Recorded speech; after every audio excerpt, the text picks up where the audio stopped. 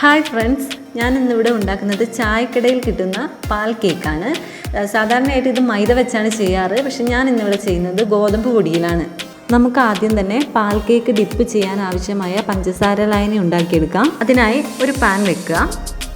Pan ചൂടാകുമ്പോൾ അതിലേക്ക് അരക്കപ്പ് പഞ്ചസാര ഇട്ട് കൊടുക്കുക. അതിലേക്ക് 1 കപ്പ് വെള്ളം ഒഴിച്ചു കൊടുക്കുക. എന്നിട്ട് നന്നായി ഒന്ന് ഇളക്കി കൊടുക്കുക. അത് ഏകദേശം ഒരു ഒറ്റനൂൽ പരുവം ആകുന്നവരെ നമ്മൾ ഇളക്കി കൊടുക്കണം. നമ്മൾ കൈ തൊട്ട് നോക്കുമ്പം നമ്മുടെ കയ്യിൽ ഒട്ടും, അപ്പോൾ ഒരു നൂല് പോലെയുള്ള ഒരു പാകം വരും. ആ സമയത്ത് നമ്മൾ സ്റ്റൗ ഓഫ് ചെയ്യണം.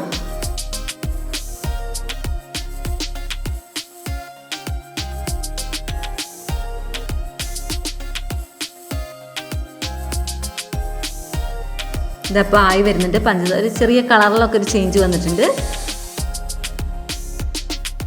ആയിട്ടുണ്ട്. ഇനി ഞാനിത് മാറ്റി വെക്കാൻ പോവുകയാണ്. ഇനി നമുക്ക് ഇതിലേക്കുള്ള ഗോതമ്പ് പൊടി കുഴച്ചെടുക്കാം. ഒരു ബൗളെടുത്ത് അതിലേക്ക് 1 കപ്പ് ഗോതമ്പ് പൊടി ഇടുക. ഇനി ഇതിലേക്ക് ഏലക്കായും പഞ്ചസാരയും കൂടെ ഞാൻ പൊടിച്ചതാണ്, അത് 2 ടീസ്പൂൺ ചേർക്കുന്നുണ്ട്. പിന്നെ 1/2 ടീസ്പൂൺ ബേക്കിംഗ് പൗഡർ ചേർക്കണം. ബേക്കിംഗ് പൗഡർ ഇല്ലെങ്കിലും കുഴപ്പമൊന്നുമില്ല, മാവ് കുറച്ച് നേരം കുഴച്ച് വെച്ചാൽ മതി. ഇനി നന്നായി മിക്സ് ചെയ്ത് കൊടുക്കുക.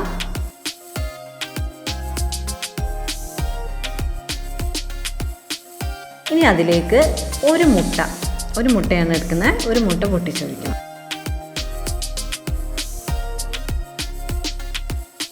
നന്നായി മിക്സ് ചെയ്ത് കൊടുക്കുക. മുട്ട എല്ലാ ഭാഗത്തും എത്തുന്ന രീതിയിൽ ഇളക്കി കൊടുക്കുക.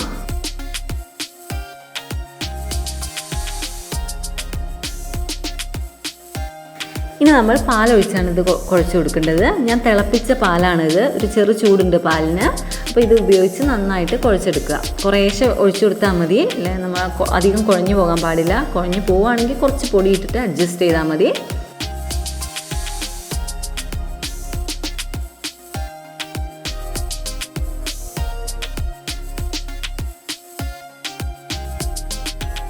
ഇനി ഇതിലേക്ക് 2 ടീസ്പൂൺ സൺഫ്ലവർ ഓയിൽ ഒഴിച്ചു കൊടുക്കുക. നിങ്ങൾക്ക് ഇഷ്ടപ്പെട്ട ഓയിൽ ഏതാണോ അത് ഉപയോഗിച്ച് കൊടുക്കാവുന്നതാണ്. ഇനി നന്നായി കുഴച്ചെടുക്കുക.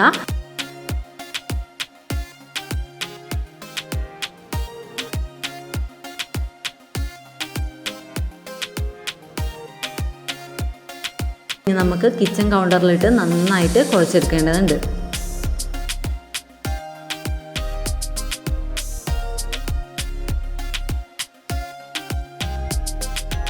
നന്നായി കുഴച്ച് മാവ് നല്ല സോഫ്റ്റ് ആക്കി എടുക്കണം.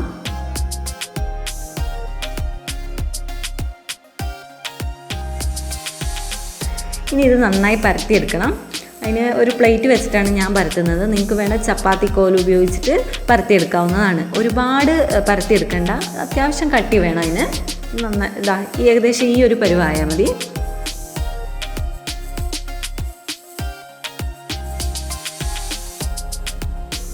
ഇനി നമുക്ക് സ്റ്റൗ കത്തിച്ച് അതിലൊരു പാൻ വെക്കാം. അതിലേക്ക് നമുക്ക് സൺഫ്ലവർ ഓയിലാണ് ഞാൻ ഉപയോഗിച്ചിരിക്കുന്നത്. ഓയിൽ ഒഴിച്ചു കൊടുക്കുക.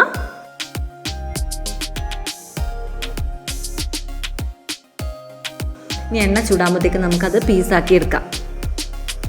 അങ്ങനെ ചെറുതായി കട്ട് ചെയ്യുക. ഏകദേശം നമുക്ക് പാൽ കേക്കിൻ്റെയൊക്കെ വലിപ്പം അറിയാലോ, അതേപോലെ തന്നെ കട്ട് ചെയ്തെടുക്കുക.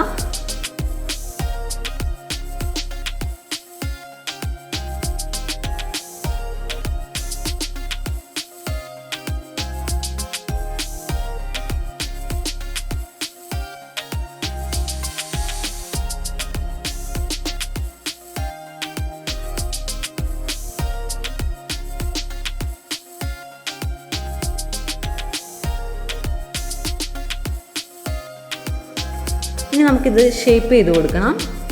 ഓരോന്നും കയ്യിലെടുത്ത് ഇപ്പോൾ ഒരു സ്ക്വയർ ഷേപ്പിലാണ് എനിക്കുള്ളത്. അത് നന്നായിട്ടൊന്ന് ഷേപ്പ് ചെയ്ത് കൊടുക്കുക.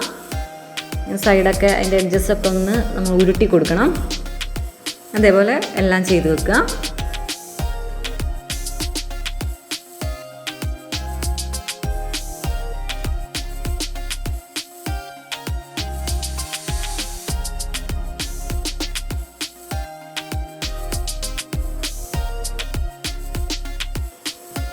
ഇപ്പോൾ ഓയിൽ നന്നായി ചൂടായിട്ടുണ്ട്. ഇനി നമുക്ക് ഓരോന്നോരോന്നായിട്ട് ഇട്ട് കൊടുക്കാം.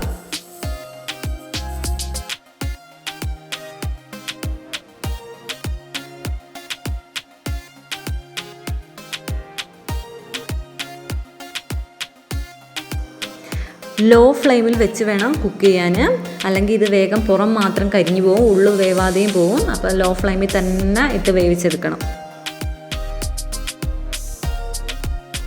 ഇപ്പോൾ ഒരു ഭാഗം ആയിട്ടുണ്ട്, നമുക്കത് മറിച്ചിട്ട് കൊടുക്കാം. ദാ ഈ ഒരു കളറാവണം.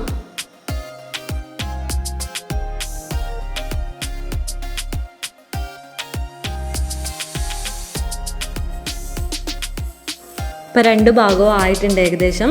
ഈ സമയത്ത് നമ്മൾ പഞ്ചസാര പാനി തണുത്ത് പോയിട്ടുണ്ടെങ്കിൽ അത് ചെറുതായി ചൂടാക്കണം. ചൂടുള്ള പാനിയിലേക്കാണ് ഇടേണ്ടത്. നമുക്ക് എണ്ണയിൽ നിന്ന് കോരി അതിലേക്ക് മാറ്റാം.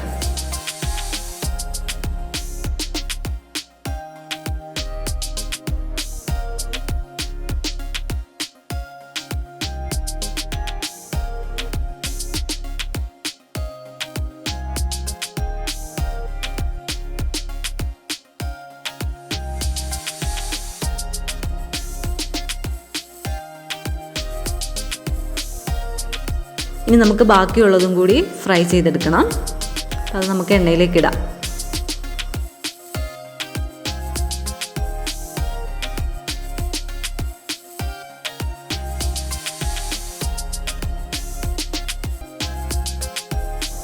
ഇങ്ങനെ ഒരു 20 മിനിറ്റ് നമ്മൾ പഞ്ചസാര പാനിയിൽ ഇട്ട് വെക്കണം. എന്നാൽ മാത്രമേ അതിലേക്ക് നന്നായിട്ട് പഞ്ചസാര പാനി പിടിക്കുകയുള്ളൂ. അപ്പോൾ നമ്മുടെ പാൽ കേക്ക് റെഡി ആയിട്ടുണ്ട്. ഇതിന് നമുക്ക് ഒരു പ്ലേറ്റിലേക്ക് മാറ്റാം. കുറച്ച് കഴിയുമ്പോൾ മാത്രമേ ഈ പഞ്ചസാര ലൈൻ ഒരു കട്ടയായിട്ട് വരുള്ളൂ. അത് നന്നായി തണുക്കണം. അത് കഴിഞ്ഞ് നമുക്ക് യൂസ് ചെയ്യുന്നതാണ് നല്ലത്.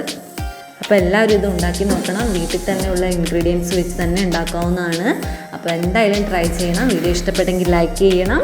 എൻ്റെ ചാനൽ സബ്സ്ക്രൈബ് ചെയ്തിട്ടില്ലെങ്കിൽ സബ്സ്ക്രൈബ് ചെയ്യുക. കൂടാതെ ബെൽ ഐക്കൺ കൂടെ ക്ലിക്ക് ചെയ്യണം. എന്നാൽ മാത്രമേ ഞാനിടുന്ന വീഡിയോസിൻ്റെ നോട്ടിഫിക്കേഷൻ നിങ്ങൾക്ക് കിട്ടുകയുള്ളൂ.